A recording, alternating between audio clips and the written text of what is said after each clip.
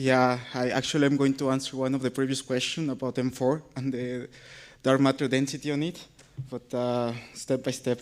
Well, thanks the organizer for this lovely conference. And okay, so I'm going to talk about using compact stars in globular clusters to constrain that matter interaction.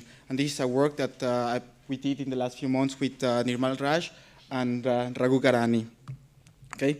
So first, just a brief recall, because we have heard a lot of globular clusters. So globular clusters are a compact gravitational bound stellar system, but the formation history is widely unknown.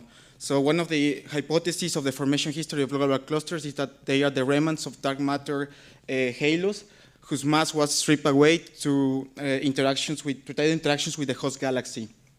If that is the case, so we can ask ourselves if there is a component of dark matter that still survives in the globular cluster. But we have not much limit on this, because typically the mass to light ratios are the order of 1 to 10. Okay?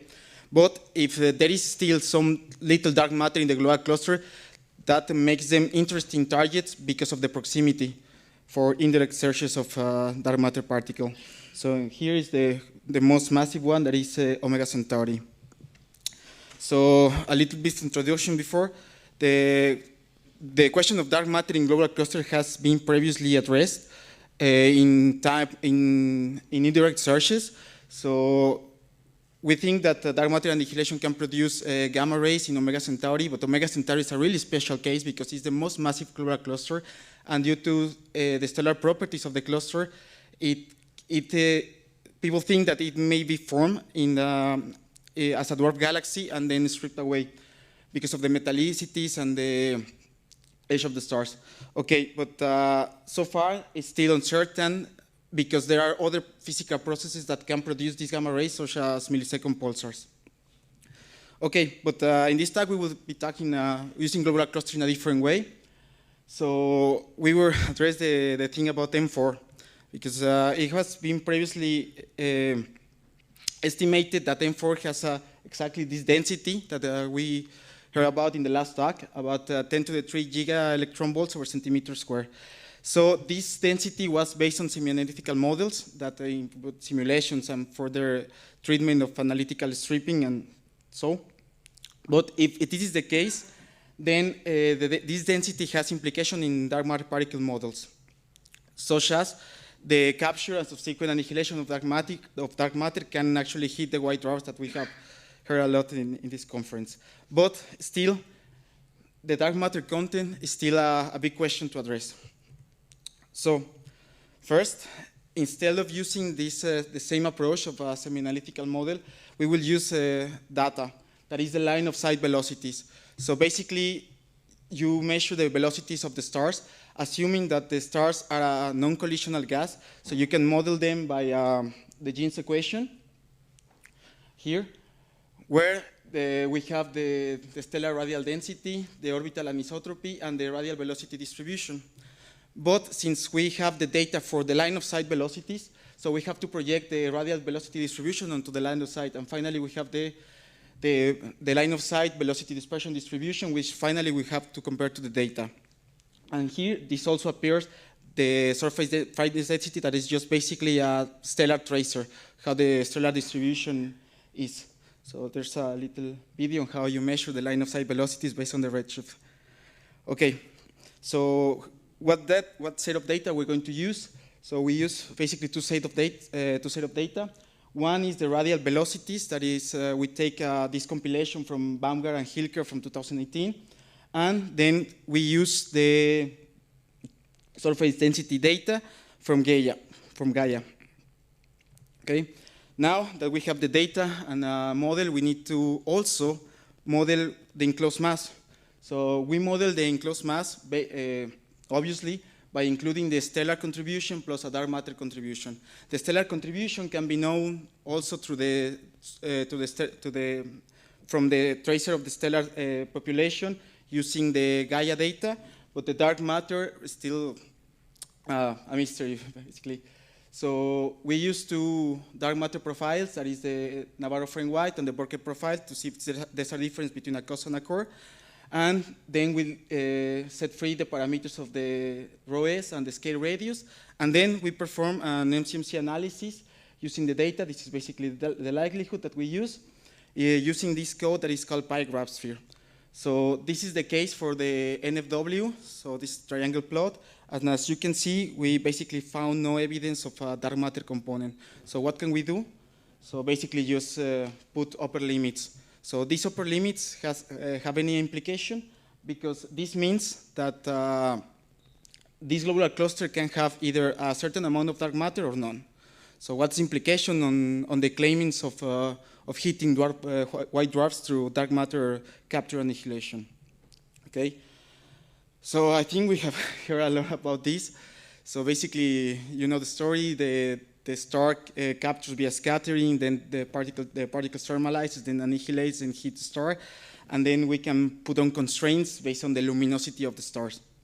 So I'm going to skip this one, and then we can draw this line, basically assuming the maximum capture of dark matter by the white dwarfs, and the density that I previously mentioned, that it was semi-analytically computed, and you can see that compared to the sample of the HST of the white dwarfs in M4, there are a lot of stars that are below these luminosities. So that means that these stars can actually help us place constraints on the dark matter nucleon cross-section.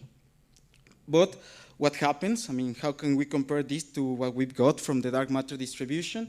So basically, we had upper limits on the parameters of rho s and rs. So that means that there are several families or several profiles that we can plot. So these are here.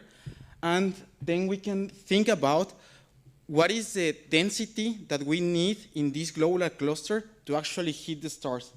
And these are these rectangles here. So basically this is for hitting through annihilation and hitting through scattering. So as we can see, even though that some of this region is excluded, there are possible regions in which the upper limits do not exclude this mechanism. In the end, what can we say about this? I mean, is that can we actually use this globular cluster to place constraint on dark matter interactions? Well, the answer is no, because the dark matter limits are so unreliable, and we cannot say anything about these current limits. So finally, we have derived the first empirical limits on the dark matter density in M4. So these upper limits precisely cannot invalidate previous claims of annihilating or heating, but these limits have huge uncertainties on the dark matter density. So how can we prove this? Maybe future constraints on dark matter can help. Well, it's really difficult to say, because right now we need better instrumentation or better resolution still. But there is one thing that has been done previously, that is using proper motions or multiple stellar population in these kinds of kinematic analysis to actually say something about the dark matter content. But still is work to do. So we can also think about other globular clusters. So there are several globular clusters with people claim that have a dark matter and evidence on this globular cluster, and also white dwarfs. So maybe investigate in that direction. And we can also study other effects, like we've learned in this conference, like in this induced supernova or the globular cluster rotating the galaxy. That was really interesting. And okay, I leave you with this picture that is how the night sky will look if we live inside a globular cluster. And that's it. Thanks.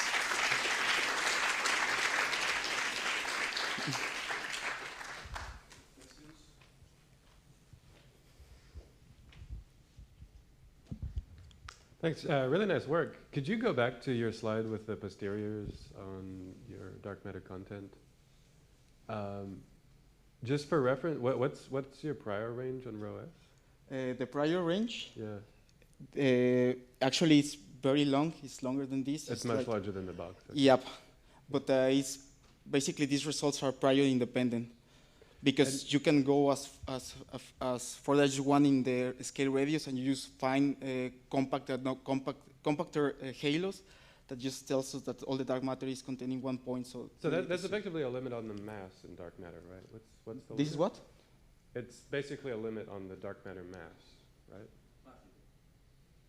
On again? On the mass of dark matter. Yeah. Yeah. What's the number? Do you know? Of the mass?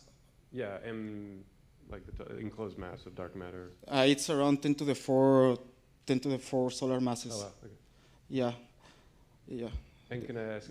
In the upper limit. Yeah, in the upper limit. Super quick. Do you know if, like, how well do we know that this is a system that's in equilibrium? Because you're assuming equilibrium. I mean, yeah, exactly.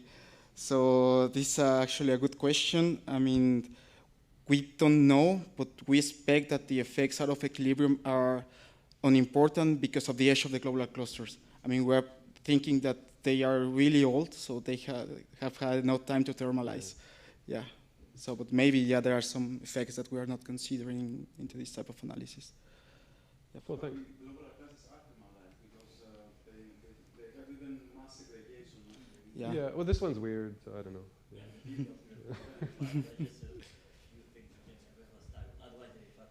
Yeah.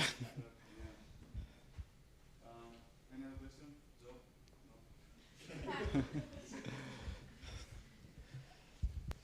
Out of curiosity, so what drives the uncertainties here? So you were discussing how you could improve this, or Yeah. So basically, these radial velocities. So we don't have enough measurements in the lower radii, and we don't have enough measurements at the high radii. So we cannot actually map the whole density of the globular cluster. So you mean also the statistics? Not the precision on the measurement, right? But just covering a larger range of radii, right? Yeah. Thanks. All right. Any other question? Okay, so let's thank our speaker again.